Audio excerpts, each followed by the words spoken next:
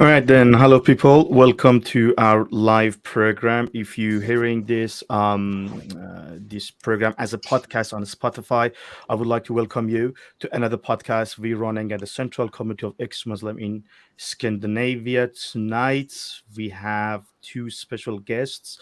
As usual, Zara Kay is here with us, and Magnus Timmerby or Timberby. He can pronounce her name in the way that he would like to, no matter it really depends on how you pronounce it in English or Swedish. Magnus is from Humanist Organization in Sweden, and I think we have a very interesting topic tonight, talking about the rise of far right. To be more specific, the rise of Sweden Democrats in Sweden, and how Islamists and Islamism as a political movement helped them to be in such position today. As you guys most probably know, Sweden Democrats is the second biggest political party after the September 2022 election.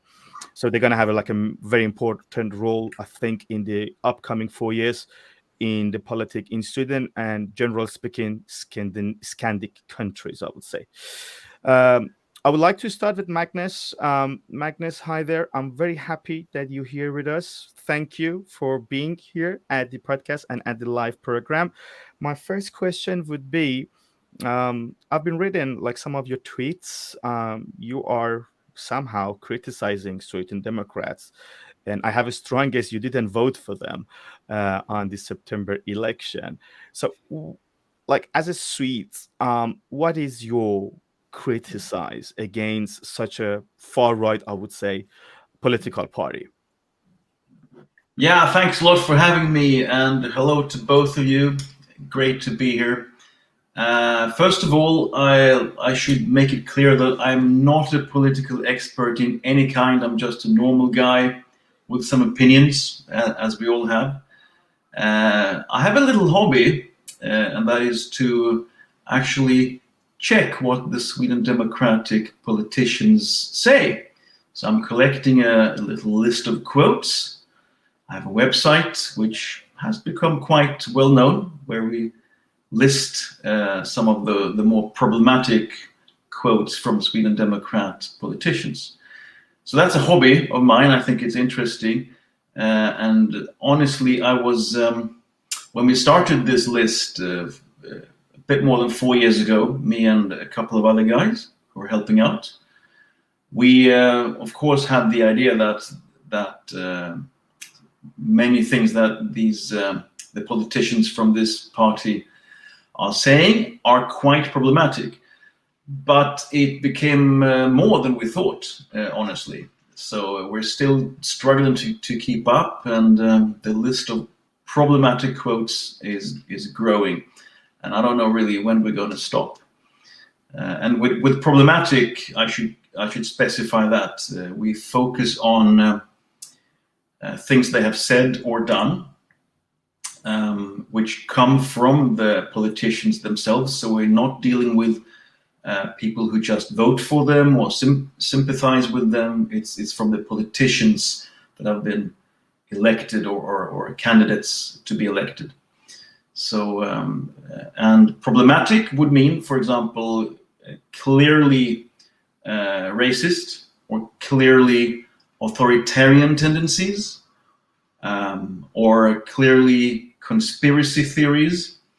So those are a few of the categories that we focus on. We don't look at everything, but those are some of the things that we focus on, because things like that are generally considered bad, or problematic if you want to be a bit nicer.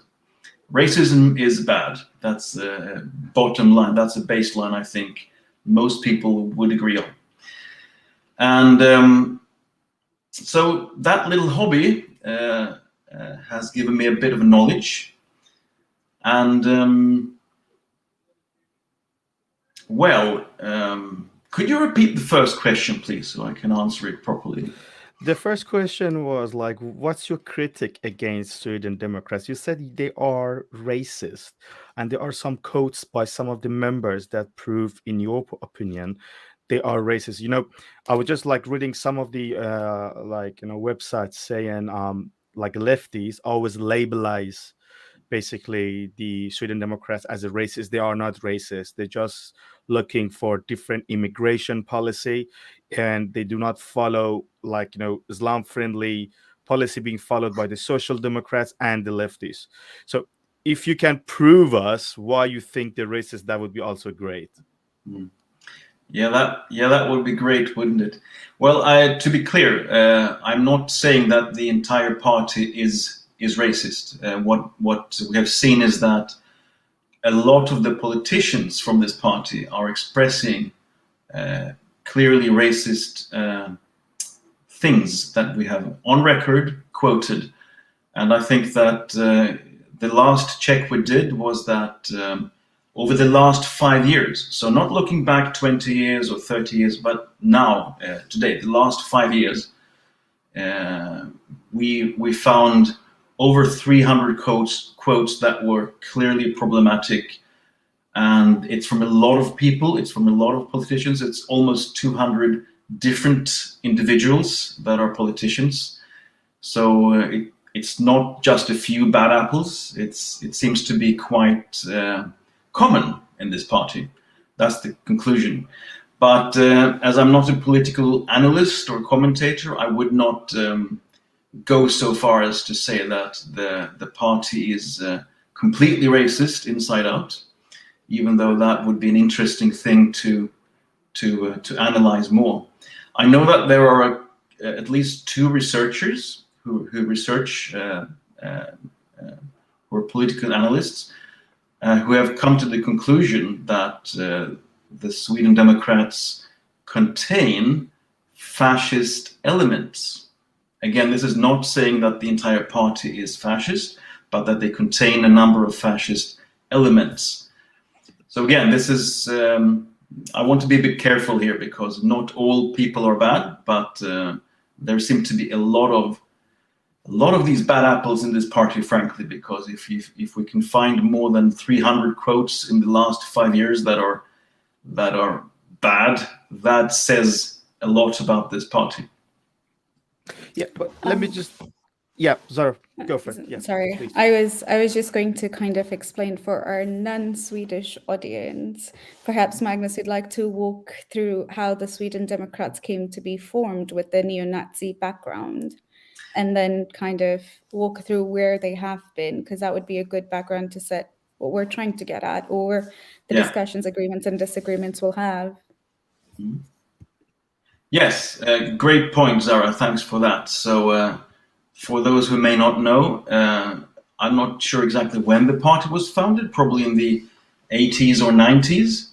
But at that time, it was clearly had a lot of neo-Nazi influences, and even in the among the top politicians in the party. And this has been confirmed by the party itself recently, because the party did an analysis of an independent researcher who looked into the history, and that researcher released his assessment, which was that it was evident that in the 90s this party clearly had true neo-Nazi influences at the very top of the party.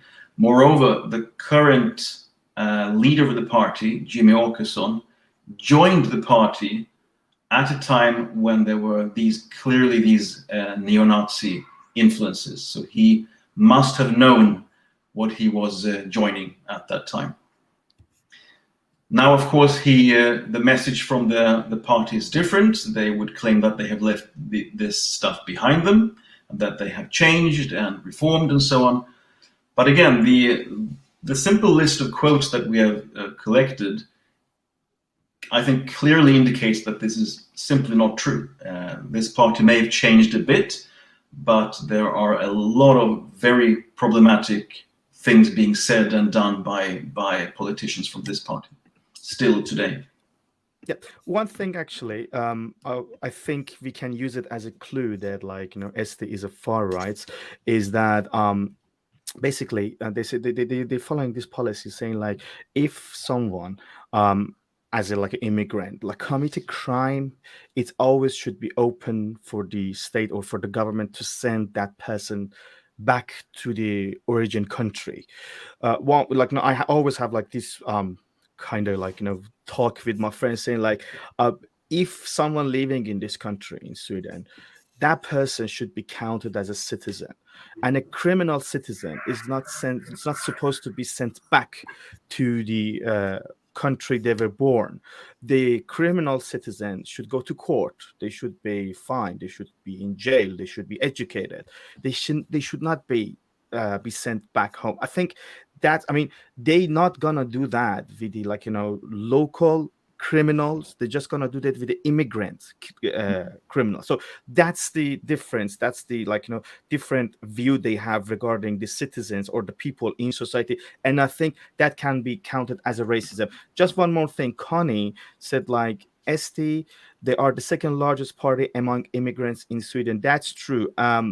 I think that's true. I mean, I don't have any statistics, but we have two Iranians member who are kind of a new immigrants in Sweden, and now they are the parliament member from Sweden Democrats in the parliament, and I think that has a message for us. So, any of you guys would like to say something about what I said? I have another question: is why you think like Sweden is, I mean, Could we Sweden take that Democrats is so first? big right now?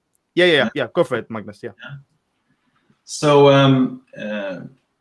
I would personally agree with you, Milad, that if you're a citizen, you're a citizen. You should be treated equally. Doesn't matter if you came here 5 years ago or 10 years ago or 40 years ago. If you're a citizen, you're a citizen. That would be the basic principle of equality, by law. So yes, I would personally consider that as a form of racism if you want to treat people differently just because they came from a different location. That would be my opinion. And on the second point, sure, there are immigrants voting for the Sweden Democrats, probably a lot. That is, I think that is true. And we have at least two Iranians, as you said, as member of the parliament. But again, just because you have a certain background doesn't mean you're right. Just I means think that I think that's a very valid point. The other thing is that largely in Sweden, most of the immigrants are Swedes themselves, Swedes born abroad, and that's on, is it SCB, the statistics page, and then obviously India, and then Iraq, Syria followed by. So that's also counted as immigrants, including European background immigrants who are allowed to vote, because it's not It's not only down to citizens, Swedish-born ethnic citizens. So I think that's a clear distinguisher between, even if immigrants are voting for this, that doesn't mean that, they're well informed about all their policies. Sometimes even immigrants from a colored background would vote for a policy that they can resonate with without actually caring about how that impacts the country as a whole, which has been largely the case in the US as well.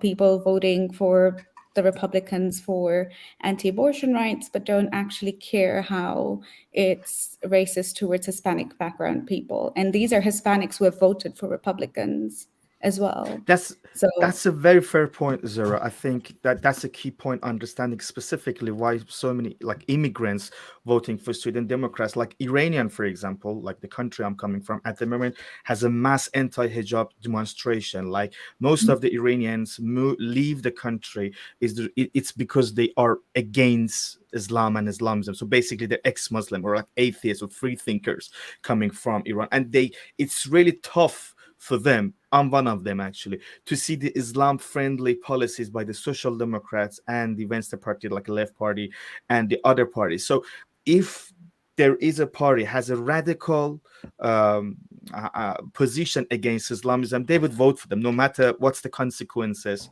for themselves, for the children, or for the others who would like to join them in future in Sweden. So I think the point that Zara is pointing out is like a very, very fair point. So Magnus, I have another question. If you'd like to add something, why are the reasons, like the main reason, the Sweden Democrats are so popular these days? What happened in Sweden? Like, I used to be like a member of the Left Party, Venstre Party, and when Amina Kakabava was out, I was out. So, and I was just like, watching what's these leftists always saying. They see Sweden Democrats as a threat. They would like to talk about it and let the society know how dangerous they could be if they get the power. And now they are the second biggest. What happened? Why they are so popular, you think? Again, I'm not an expert, and I can only speculate. A common explanation model that is seen quite commonly is that middle class people in Sweden who feel disillusioned by the changing world, the globally changing world, and also that some of them seem to be losing a bit of their privileges. So they are voting against, and they want to basically slow down the changes or stop the changes. Is it true? Is it valid statistics, or it's just a delusional, like a common delusional in society? They thinking they lost so much, so they're voting for Sweden Democrats to have them back, the privilege to have them back. Yeah, I mean, it's evidently wrong. I mean, relatively speaking, yes, some people are losing. This is always true that some people win a bit, some other people lose a bit. But in my view, it's not a zero-sum game. I mean, the important thing is not that I have more money than my neighbor. The important thing is that I have a better life than my grandfather had. That's such an interesting point. I think just before we move forward, it's so important to highlight that the far right that we see in Sweden is quite different to the American far right, and that our scales are not as stretched and polarized, even though they are to a certain amount. So I think whenever I post on Twitter saying right parties or far right parties, I'm always put back with, oh, they're not far right. Have you seen the US, like anti-abortion laws? And I think it's very contextual to Sweden that this is not, I guess, the far right in Sweden is basic. Actually, it could include some of us as well, because we talk about humanism against theocracy. So we would be categorized as far right, or right at least. And that scale has kind of eroded over time, or has become quite fluid. And personally, I wouldn't like to be into political left or right wing, but as is such the world. And I really like that Magnus pointed out that it was the quotes from people from the party that demonstrate their fascist ideas, even if it's not the political party as a whole. And I think personally that they have brought out some ideas that because nobody else has spoken about it. Like the left party hasn't spoken about extremism, they haven't spoken about immigration or integration. It's given rise to their party as well, because everybody's thinking about it, but nobody wants to do anything. And if there's one party that's talking about it, a lot of people very uninformed would start voting for that party. And that's, I think, something that I have read quite a bit when people have voted for SD, and why there is support for SD as well. But I have to admit that I don't think a lot of people have thought about how I guess, the background of SD, or how it could have adverse effects on the future of Sweden as well, when they talked about anti-immigration, how that actually affects, and what will be the theoretical change in Sweden, or what is actually practically going to change. I think a lot of people also voted to have to pay low taxes as well, but kind of forget their fascist and Nazi background, like you mentioned. I have a Milad. question, Zara. I have a question. Like, do you think personally? I know you're very new in Sweden, but like you've been following what's happening regarding the politic things in Sweden. Do you think like Sweden Democrats is a racist political party? I had this question from Magnus. I would like to know your point of view about it. I think from what I have read, the idea of Nazism is very different to a religion where you're born and raised in that mindset to never have questioned. I think Nazism is picked up over time, and it's kept within that time, discriminating a lot of different ideas, and that people have had the opportunity to question it without being killed, or I guess, the repercussions you would have coming from a religious ideology. So when people say that they have gotten rid of Nazism, I would have multiple questions asking, what does that actually mean? Do you now not believe that, that Sweden is should be it should have a nationalist idea? Do you not believe that white people, this is stereotypically, I'm assuming, a Nazi idea that white people are superior over other colors? I think that is a really hard idea to let go. Even like when Muslims leave Islam, they obviously do have some ideas that need a lot of unlearning to do. And this is a political party with a lot of followers and a lot of people who did come from a Nazi background as well, who are anti-Semitic as well. So I would question that when they said they have left it, do they actually mean it? At the same time, I would hold each person accountable to the ideas that they actually bring forward, or the policies they bring forward, than a holistic version. So I would question each policy and what that means. Like one of them was the integration of immigrants from a non-European background. I mean, we've just had Ukrainians come in, and that's not to say that Ukrainians are all left and pro-LGBT rights like we are in Sweden. Like, Sweden is not about to criminalize LGBT rights. I hope not. So we've moved further from that conversation. But is it uncalled for that Ukrainians who have moved here hold the same ideals and values as the rest of Sweden do? Probably not. And that if we're not requiring them to integrate, then yes, it is quite racist to say that non-European background, by definition, non-white people need to integrate.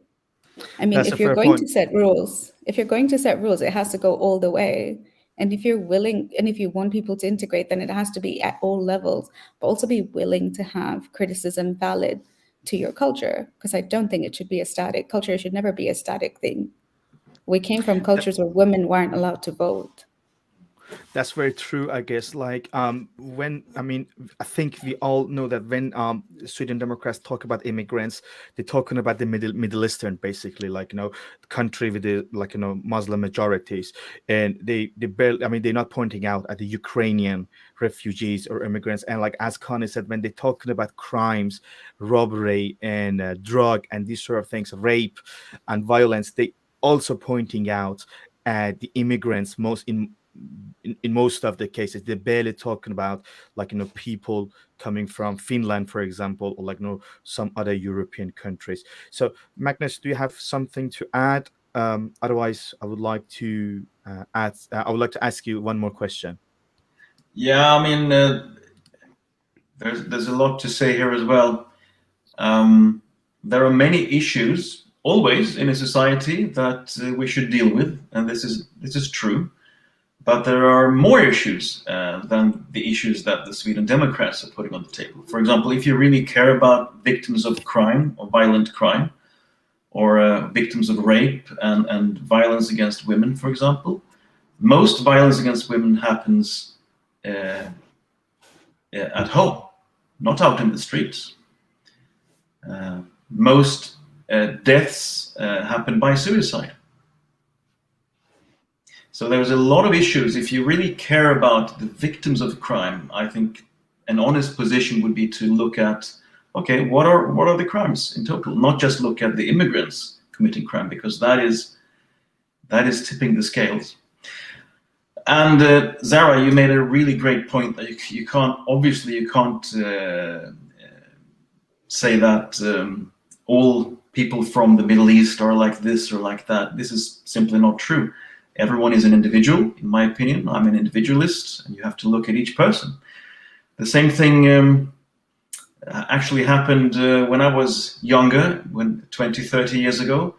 People in Sweden thought that Southern Europeans were extremely different in values. There was one half joke going around that immigrants from Southern Europe were planting potatoes underneath the floor in the apartment. At home in the flat, you break up the floor and you plant potatoes just to have potatoes grow in the flat, which is absurd. But I don't know if people believed it. It was kind of half a joke, but this was the kind of talk that went around at that. So the world is becoming more global, and now Sweden Democrats are talking, and others as well, are talking about mostly the difference between Europeans and non-Europeans, which is just stupid, I think, because people are individuals. And if you look at the numbers, I don't have the numbers, but it's pretty clear that a lot of people, like you two, for example, that come from outside Europe do not share the values of the Muslim majority, for example. You want to come away from it, right? And So I think that's yeah. Oh, I was just going to add to a point. I mean, I completely agree with seeing people as individuals and that ideas should be criticized. But I also want to put emphasis that Sweden has largely failed in its integration policies. And that is why it's given rise to I guess, what we consider as far right or the right, or a lot of criticism that targets brown people or Muslims as a whole, because most people weren't able to distinguish the culture from people. The young generations born into those families are equally at harm from Islam as apostates as well. But so I always say these things, that Islamism is the largest threat to Muslims included. And this means that they too are at risk, whether they know it or not, which we already see happening in Iran. We see happening in Sweden, where there are kids there are kids who are apostates from Muslim background who are facing honor abuse, but would never utter a word outside to authorities, because you're raised in such a way where, while you live in Sweden, when you open the doors at home, you're in the Middle East. You live this separate life. And that's where I think there's a lot of criticism to Sweden as a whole. Like, when we've been open to immigration, we've kind of neglected how we want to approach the safety and care for the people who have migrated here, which could mean that, language initiations, segregated areas for immigration instead of a more inclusive society. But also, I think it's a really tricky subject, because even I wouldn't know how to approach integration at a large scale, given the amount of immigrants Sweden has taken in. But I also think that we shouldn't be ignoring it because we want to be polite. I think we're doing a disservice to immigrants when we've started excluding them to join the culture or to embrace a different lifestyle because we want to be sensitive to their culture. I think in the future we've kind of abandoned the young kids born in those families. I think the one good part is that in terms of schooling. Nobody's allowed to be homeschooled, where in many countries in the West, including the UK, homeschooling is okay, which also means that those kids are brought up even more isolated in those communities. And their ideas are growing in a vacuum within those communities. It's like they've never moved. Decades later, when their parents have migrated to the West, they've still been in that, I guess, that circle and that, I guess that very exclusive society that, you know, works on both sides. Immigrants of different backgrounds as well, but also Swedes as well, think the culture of being exclusive. I personally, who hasn't moved here as a refugee, still find it quite hard to navigate around. And I Yeah, think that's the integration is difficult, but I think we can also ask the opposite question: if we say that the Swedish integration politics is bad or even failed, well, compared to what? I mean, if we ask again individually, people who want to come here and to need to come and need to get away from something else, if they prefer to come here, well, obviously they think it's better, even if it's not perfect. No, I think that's a very valid question. Like, they think it's a better lifestyle. But I think equally enough that has been a problem for very many individuals who haven't, including Swedes, and I say ethnic Swedes, not citizens, but ethnic Swedes who found this division of different cultures and not knowing how to take that in, which is, again, why there has been a rise of the second largest party being Sweden Democrats. I think that it also takes a certain kind of mindset to integrate into society where it's welcoming. I remember teaching refugees in England English, and words like queer was something that was so new to them, and some of them were from a Muslim background, and just that bit was so enlightening to them that there was somebody making an effort to teach them, and I saw that as like a step forward to welcome to a culture where we embrace people and we teach people about how we should be embracing other people who are not like us. But I think, like, because I work with a lot of trauma-based victims, like not in Sweden, but globally, I have noticed that even if these are ex-Muslims who are moving to a new country, there is a lack of support for trauma-based victims to first be okay, but two, then integrate, learn the lifestyle, the culture. But because there isn't support number 8 to help them cope, they kind of start being isolated even further and find more comfort in being around people who understand them. So it's I think at a large scale, we could have done better. I think we can do better. Yeah, the integration actually is like, I think we need to have another podcast about it. I have so many things to say about it, but if you guys don't mind, I would like to start the second part of the podcast. The thing is like how you evaluate the role of Islamism for Sweden Democrats to be like, so popular and so big. Let me just show you the Twitter page of this new member of the parliament, Rashid Fariwar. He's Iranian based, as I said, but he's the member of the Sweden Democrats. This guy. If you just check his like Twitter page, the first one is about what's happening in Iran, and he has like, I think a valid criticism against the president being in New York and no one doing like something against it. I think many people in my list would love this tweet. And if you just like, scroll down, you will see another criticism of like, having a mullah in like, popular TV channel and asking like, why these people are like, having such chance to talk nonsenses and like so many other things he's sharing on his Twitter. And I think I'm using Rashid Farivar as an example why some of the like MPs from Sweden Democrats are so popular. So how you like, Magnus, I would like to start with you. How you evaluate the rise of Islamism or the threat of Islamism in Europe to help Sweden Democrats become the second biggest in Sweden?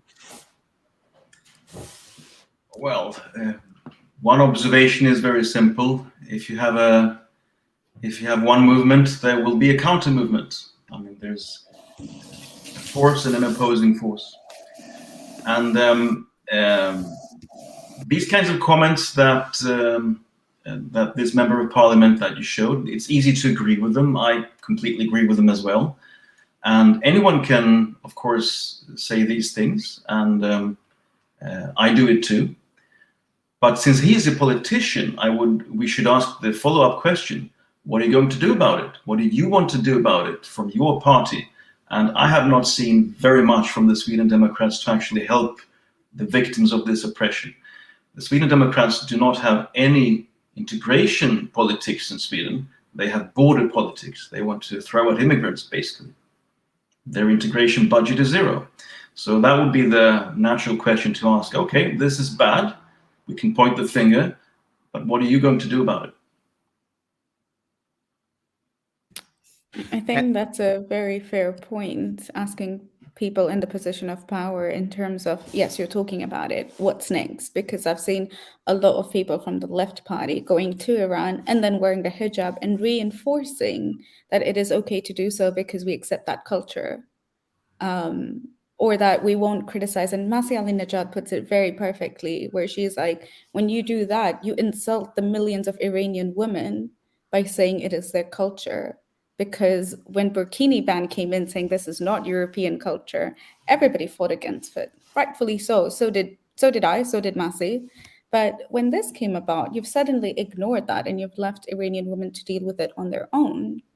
So when politicians start talking about it, I think the largest criticism comes towards them, where you're like, well, what are you doing about it? You know, you have all these visits and feminist movements and organizations going to Iran. At the same time, you're absolutely ignoring the bigger picture that a lot of Iranian women are going through. But I think I have to. Sorry. Move on. I was just gonna say, I think I have to kind of counter that. No, I can't say that everybody who associates themselves in the far right movement have an agenda that's only racist or bad. But I feel like, I guess the two Iranians who, like Milad said, a lot of Iranians voted for Sweden Democrats, assuming because they don't like the affiliation that the left party has when it comes to Islam, or the lack of criticism of Islam. But I do think that there could be a number of people who have joined a winning party for different intentions than what the party historically has stood for. And maybe that's the optimistic side in me. Because when the right won, I was mixed feelings. I was like, well, we know they've been winning everywhere in the world, but what does that mean for Sweden? And then I'm like, can this be good? Can this be controlled migration? Or can this be bad? And the controlled migration does happen, but not in the way that I was thinking about it. Like, not in the way of like more checks, or maybe not in the way of actually giving better homes and services or comfort to people who are moving. Can I comment on that? Yeah. Sure. I think we are approaching a critical point because, and you touched it in the beginning as well, Milad, that in my view, it's a serious mistake to divide the world into left and right. The world is more complex than left and right, and we have to break up this frankly stupid polarization. And I can give two quick examples. If you ask the Sweden Democrats themselves, the top of the party, they have said repeatedly that they do not consider themselves to be right-wing. They are different animals. They do not have any loyalty to the right party that won the election now. They can cooperate on a few issues, yes, but they don't have any ideological common ground, or not very much, in their own opinion. So that's one example that the left-right scale is not good. The other example is, for example, liberalism. Liberalism is sometimes called right, sometimes it's called left, but in truth, I think it's something else. And if we just look at the world and take 1 second to breathe, the world is complicated, and we need more than just a one-dimensional black and white view of politics. We need to form a new we need to form a new base which opposes both the fascist Islamists and the fascist right wings. That's true. The thing is, like, what I can see, like, Magnus said, like, there is no, like, right or left, like, world is like divided in, like, different sections. You cannot just, like, say far, like, not right or left. And I kind of agree with that. I can understand what your point is. But the thing is, like, when we see, like, the Social Democrats, for example, who is, like, still the most popular party in Sweden, like, the first political party, over 30% they got the votes.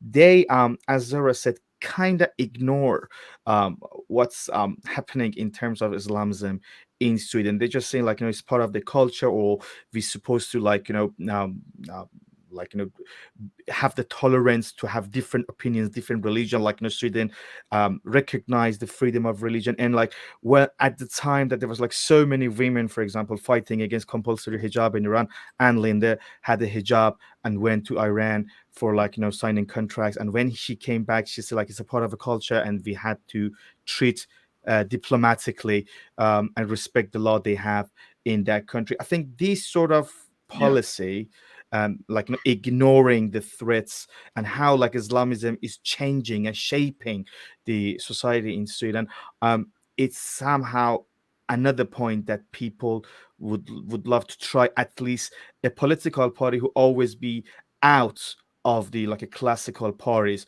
Like, as I said, like, left party always trying to keep the Sweden Democrats away from the decisions and stuff. And now this day, the second biggest. I think they would like to give the other parties a chance to see how they treat and how they handle basically the threat of Islamism. What do you think about that, Magnus, if you have something to add?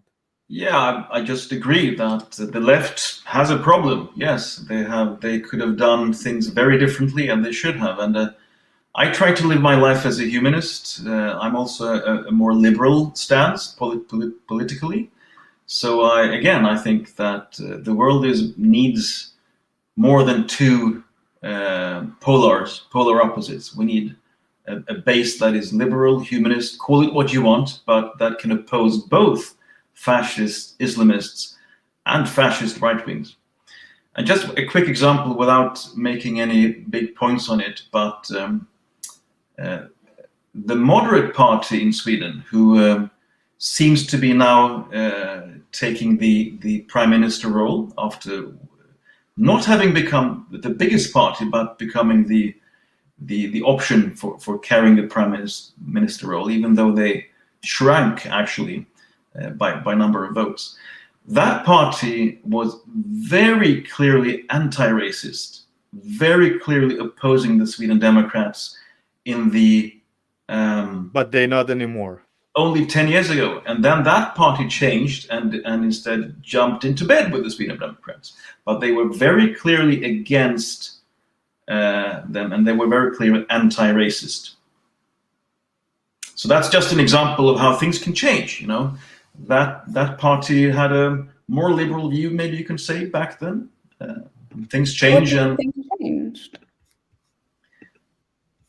Personally, I think it's very simple. The Sweden Democrats grew so much that they simply tried a new tactic. So if you can't beat them, join them, maybe.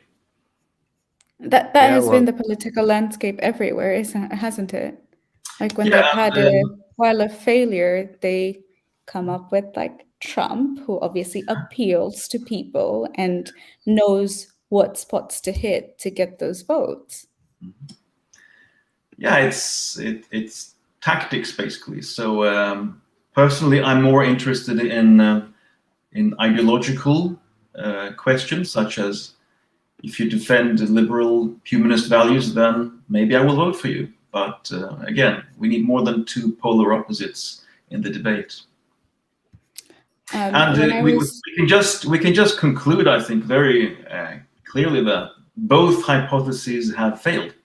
So the first hypothesis was oppose racist and authoritarian tendencies. That did not help. They grew. The second tactics was the opposite, to jump into bed with them. That also failed because they grew again. So the conclusion is open. What to do? It's clear that many people choose to vote for them. I don't have the solution myself, but I think it's important to conclude that both of these tactics are not helping to overcome and to become bigger. Now the Sweden Democrats is the biggest party, the second biggest, but the biggest party in the right bloc that is now seems to get the prime minister post. So they grow no matter what you do. Yeah. One thing, actually, one of the features. So we need to try something different. Mm-hmm. Hopefully.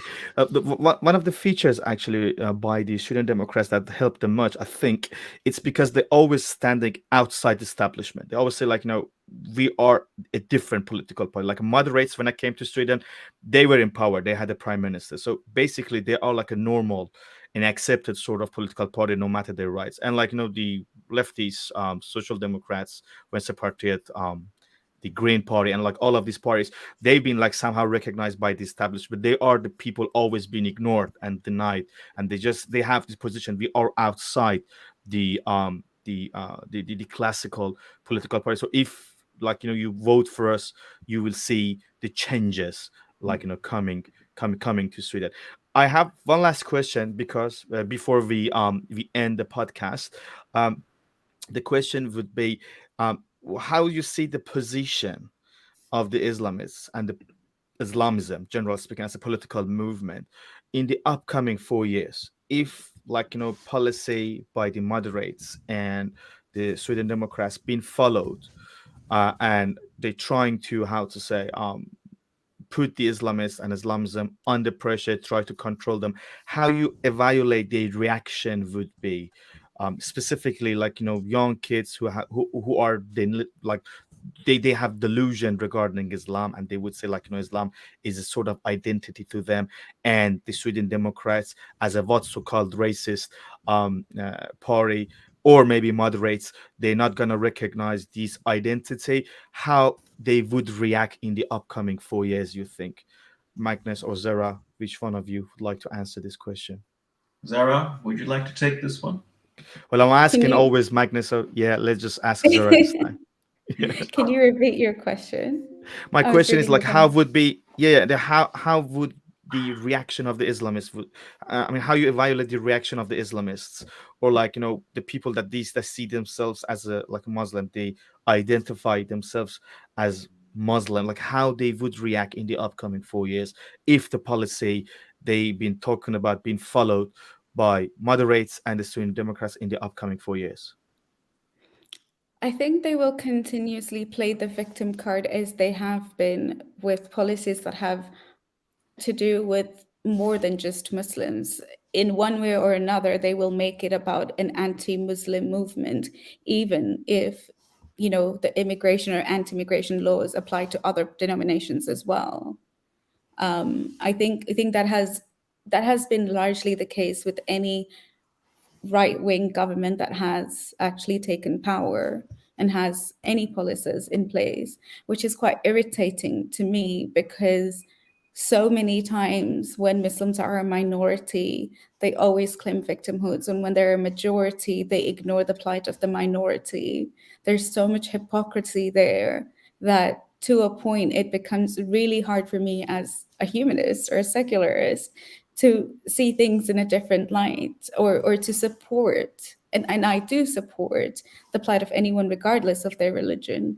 But the stories that actually go out from, because a lot of the news are in Sweden, the stories you would hear about kids being taken away from immigrant parents, and that regardless of which immigrant background or religious background it is, always happen to be, oh, it's because they hate Islam so much, so they're taking our kids away and turning them into Christians, not realizing that Sweden largely is a secular but like a non-theistic country. And by that I mean most people I've met do not believe in religion. So the idea that, Sweden has concocted this plan to take away Muslim kids and to turn them into Christian is so unfounded, but the rest of the world really clings onto it and starts screaming Islamophobia to a point that even if there isn't any anti-Muslim bigotry, not saying that there wouldn't be, there could be and there might be, that it will be, I think it will be amplified continuously to have people not actually analyze the situation. And the big thing about the media is that they like to tear things apart and pick their not battles, but they pick their story, the ones that would be clickbait and would get the more votes. I think That's true. that's pretty much how I see it.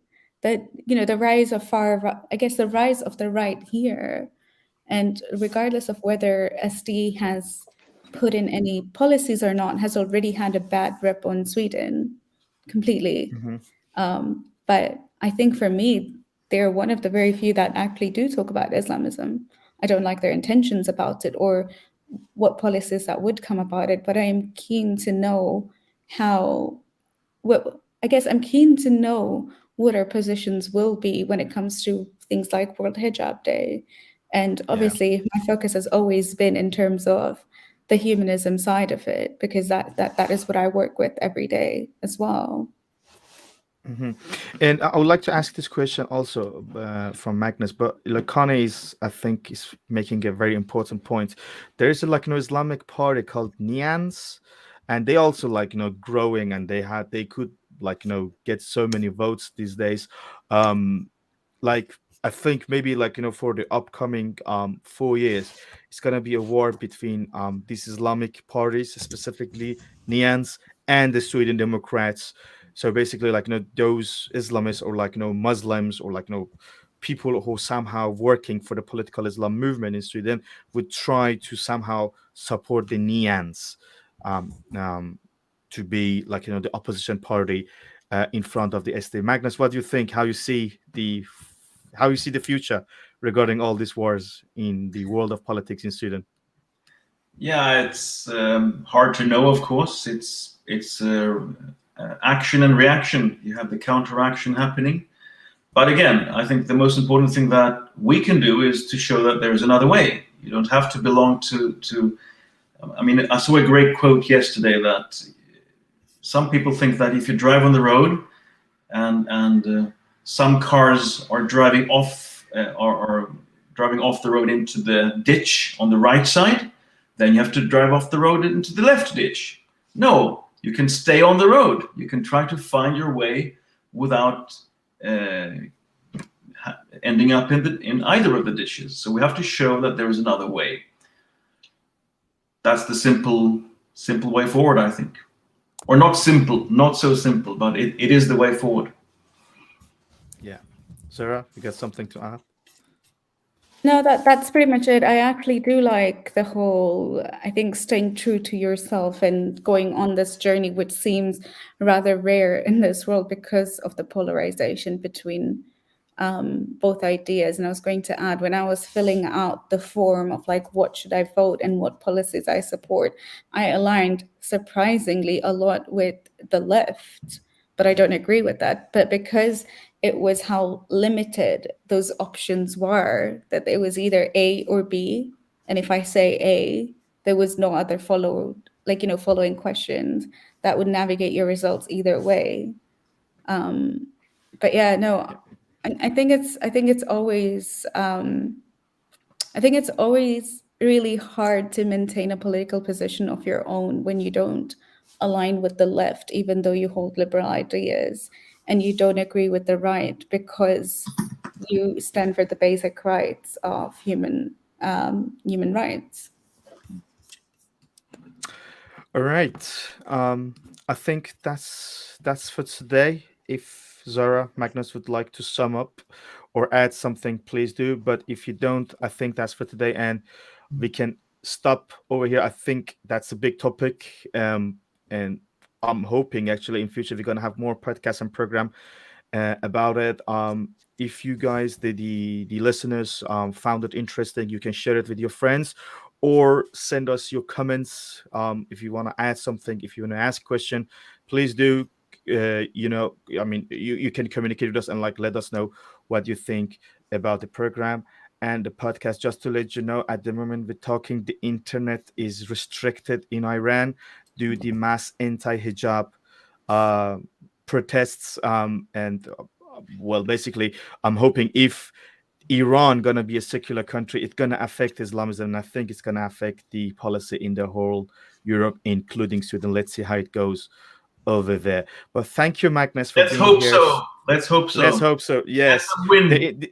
Yeah, the internet is like restricted, so it's kind of like, kind of scary what's happening over there, because like anytime they would like to kill people, they restrict the internet, they shut it down. So I'm just hoping everything going fine and just following the news tomorrow morning when I wake up. But thank you, Magnus, for being here. Thank you, Zara. I think it's kind of like, kind of late, but it was great to have you both in this program.